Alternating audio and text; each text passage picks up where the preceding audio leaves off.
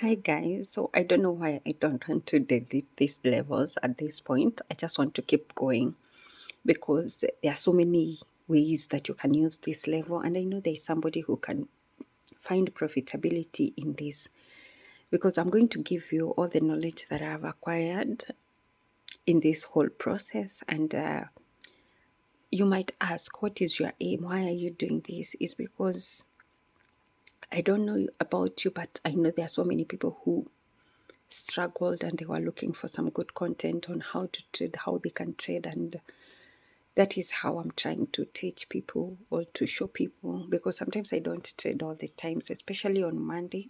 I don't trade and I'm finding like I'm so bored and I don't have something to do.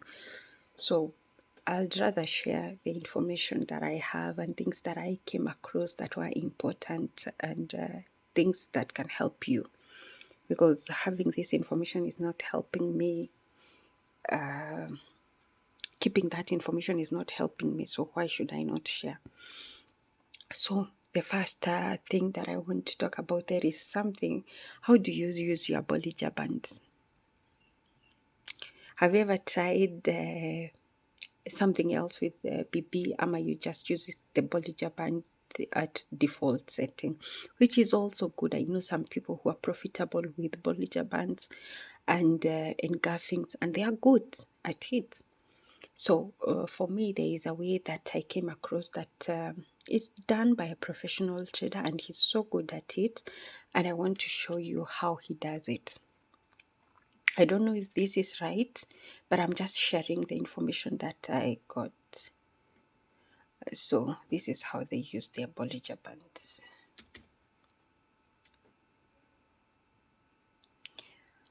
So in settings, this is my Bollinger. I had put black, but having black, so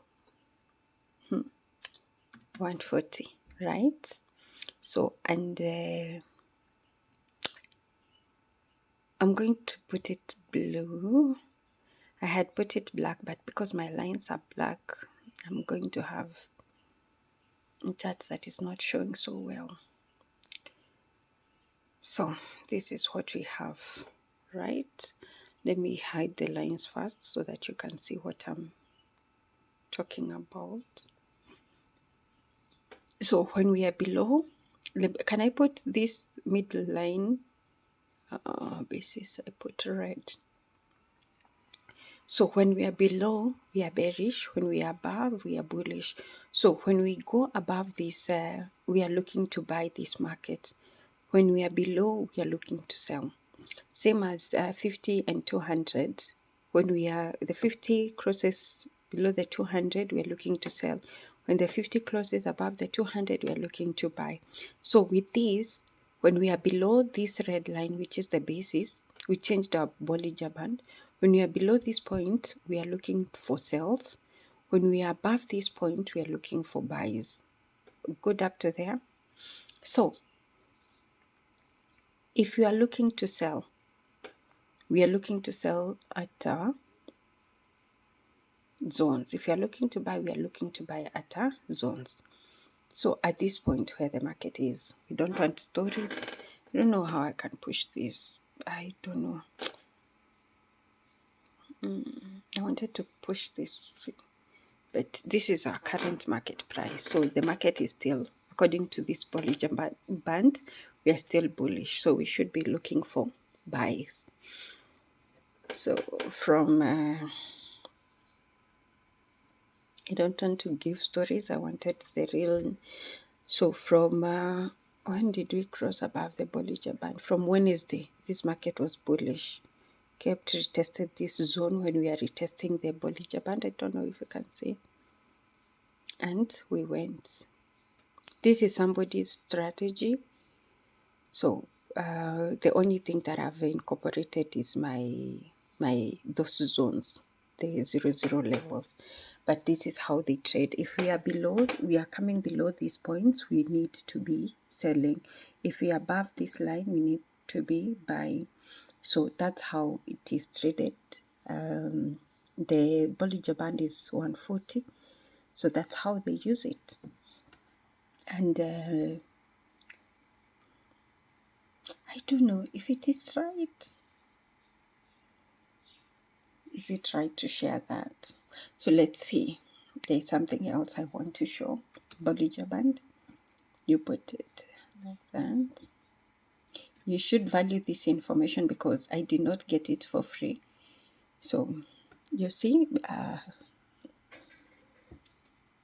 I'm giving you for free, and I'm scared that I might get I don't know if it is right to share. So this one I put it 140. The standard deviation is at 1, not 2. So this one is supposed to show us the short-term trend, and the one at standard deviation 2 is supposed to show us the long-term trend. So that is where we should be targeting, but this one of 1 is showing the short-term direction. So there we go. So these are the zones during the Nini. These are our zones. So a reaction at either of these lines, let me remove this line. You see how nice it is.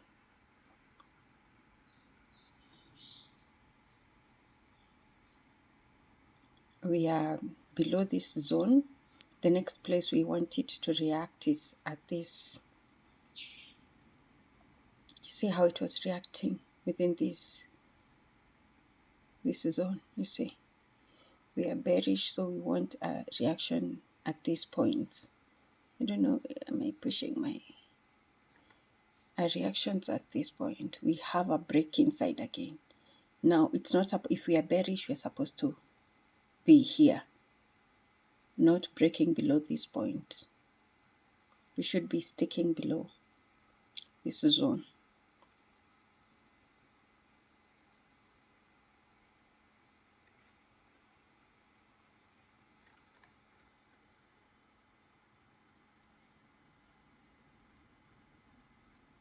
Here we had a break, and that's how we started getting in. So that's how you can use the start the levels back. I don't know, it looks clustered, but that is how I would use it.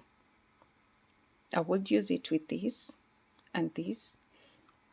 This black is making it not so visible. So which color can I put? Style. Let's put green. Green is still not visible. We can basis let it remain red because it doesn't change, and then we put you can put blue too because they are doing the same thing. They're acting as our support and our resistance. So that's how I would use this. So this is a good combination if you are a scalper. If you're a scalper, that's a good combination. That's actually it, in terms of direction, it gives you nice direction, nice way of looking at direction, because if we are above this line, we're supposed to be bullish, right? So we broke here, right? We broke above this point, so we became bullish starting from that point. So you need to look at your zones. Where are your zones at that point? You have this zone we have broken, failed, first attempt, we broke again, retested, and then we started going. So this one, at the break of this should be like, we are not supposed to now start breaking structures going down. So from this point we broke, we failed, and then you see we are holding above that point as we come to retest, and then we go. And then this one becomes now our resistance. I don't know if I'm filming right, sorry. And now this point becomes our resistance. And then you see, so these zones are going to help you. And I'm just giving you confluences to work with these zones. And that was, try it. Let me see how you think about my strategy. I would love to hear what you think. If you're not, that was 15 minutes. You can use it in any time frame. Use it in any time frame. Like here, I'm using, this is 1 hour. At 1 hour, if we are bearish, we're not supposed to be closing above this point. Above this point. You see the way we broke here? Let me show you a minute. I don't know if I'm this one. You see, we broke above this point. If we were bearish, we are supposed to remain below this zone. So we broke above, retested, and then the next zone is here. We wandered around, and then we broke out again. So you can use those zones as a confluence. You see, we broke above this point. We broke below. They're acting as good support and resistance. We broke above again. So this should act as your guide. Just learn about them. For me, I'm going to show you the levels that I use later, but they are wider levels. I'm going to show you later. So hope you get something from that. Try use it and then let me know.